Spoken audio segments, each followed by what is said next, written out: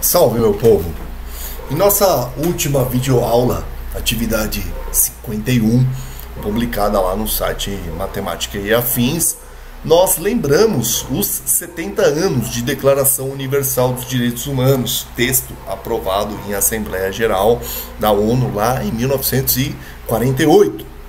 Expliquei naquela videoaula, resumidamente, o contexto em que a declaração foi assinada, em 1948. Na aula de hoje, nós continuaremos nossa análise da declaração e, na sequência, abordaremos de maneira rápida, resumida, o que foi o AI-5, o famoso ato institucional de número 5, que completou 50 anos agora em dezembro de 2018.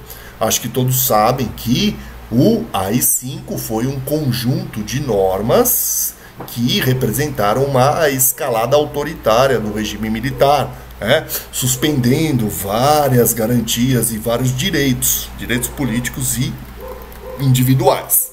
Então, nesta aula de hoje, eu resolvi estabelecer essa relação entre declaração e AI-5, porque, como nós veremos, o AI-5 desrespeitou de maneira evidente, de maneira frontal, de maneira clara, o texto da declaração que o Brasil havia assinado 20 anos antes, lá em 1948.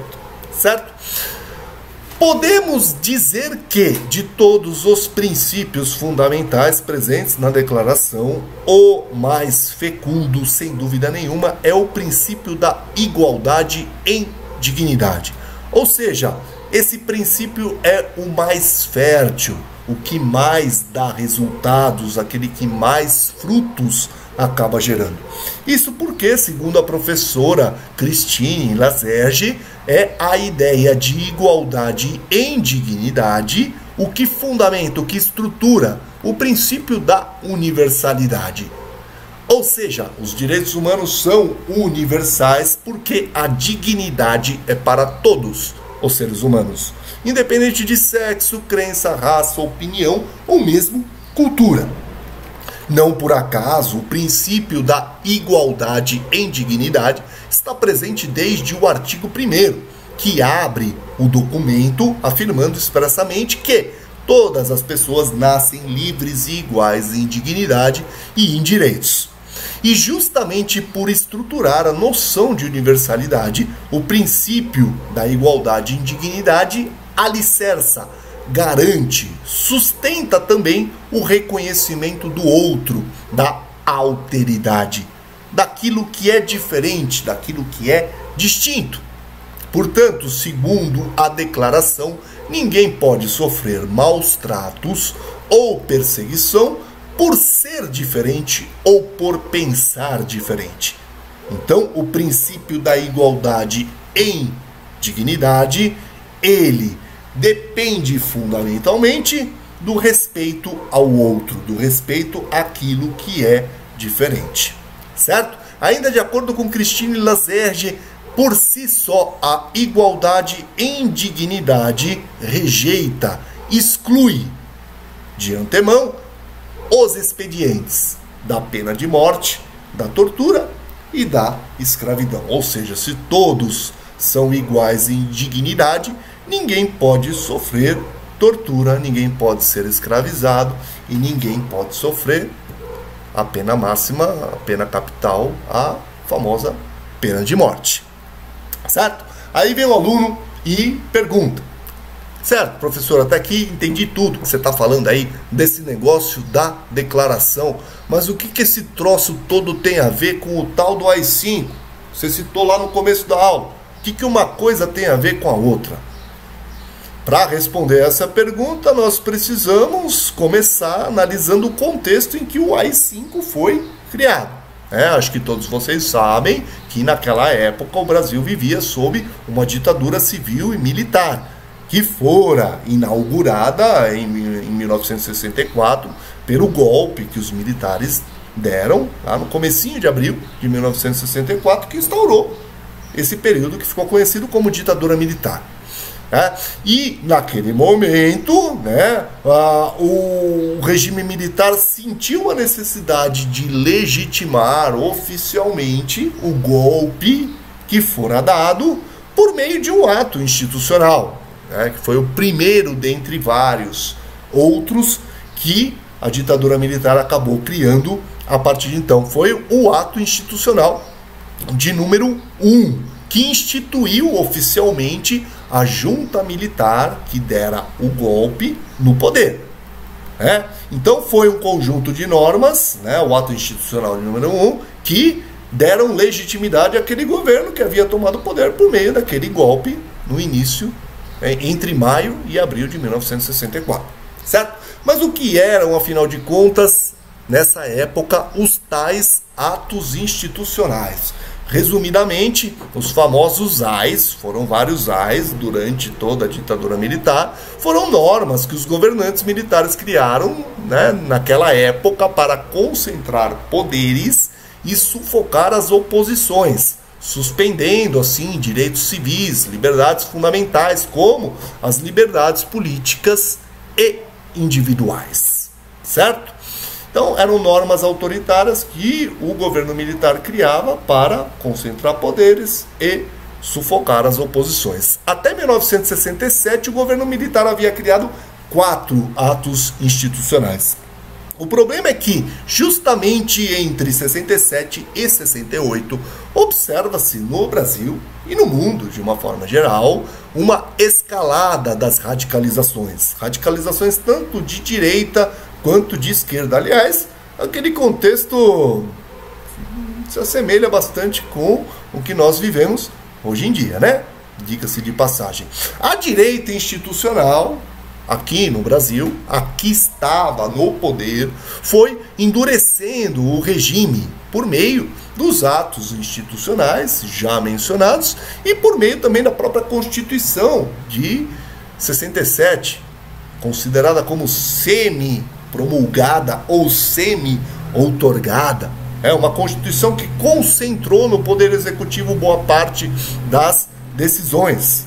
Então, por um lado, nós temos a direita institucional se consolidando no poder, criando expedientes cada vez mais autoritários, e, por outro lado, setores mais radicais da esquerda começavam já a criar grupos de luta armada, inspirados em táticas de guerrilha e no ideário difuso das tendências comunistas existentes até então. Por que eu falo difuso? Porque no comunismo, na época, havia o marxismo-leninismo, o trotskismo, havia a influência das guerrilhas latino-americanas, sobretudo aquela de Fidel Castro, que instaurou o regime socialista lá em Cuba. Havia o maoísmo também bastante influenciando aí as tendências comunistas naquela época. Então foram surgindo vários grupos de luta armada já naquela época, sofrendo influências desse ideário comunista que eu considero como sendo difuso. Não é todo o ideário que vinha lá da União Soviética, não. Muitos desses grupos, inclusive, romperam com as diretrizes vindas da União Soviética. No entanto, são vários grupos aí de esquerda se articulando, inspirados aí por táticas de guerrilha e por ideários comunistas os mais diferentes possíveis, certo? Portanto, é um erro afirmar, como fazem alguns analistas de esquerda, que a luta armada só surgiu depois ou em razão do AI-5. Não, isto não é verdade. Lembro, por exemplo, que já lá em 1966, um membro do grupo Ação Popular detonou uma bomba no aeroporto de Guararapes, lá em Recife. Uma tentativa fracassada de assassinar o presidente, na época, General Costa e Silva. Lembro também que 4 meses antes da assinatura do AI-5, já em 1968, o grupo armado liderado por Marighella, a Aliança Libertadora Nacional, realizou um assalto contra um trem pagador na linha Santos-Jundiaí.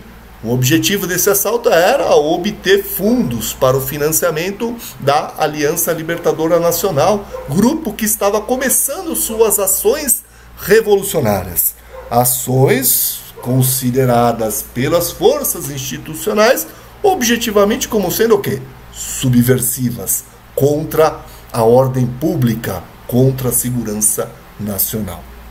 Certo? Foi também naquela época que os militantes vinculados ao PCdoB começaram a organizar ações na região da Amazônia, ações que mais tarde vão dar origem à famosa guerrilha do Araguaia. Portanto, de fato, a luta armada durante a ditadura não foi invenção do AI-5. No entanto, se o AI-5 não criou, pelo menos podemos dizer que ele recrudesceu essa luta armada.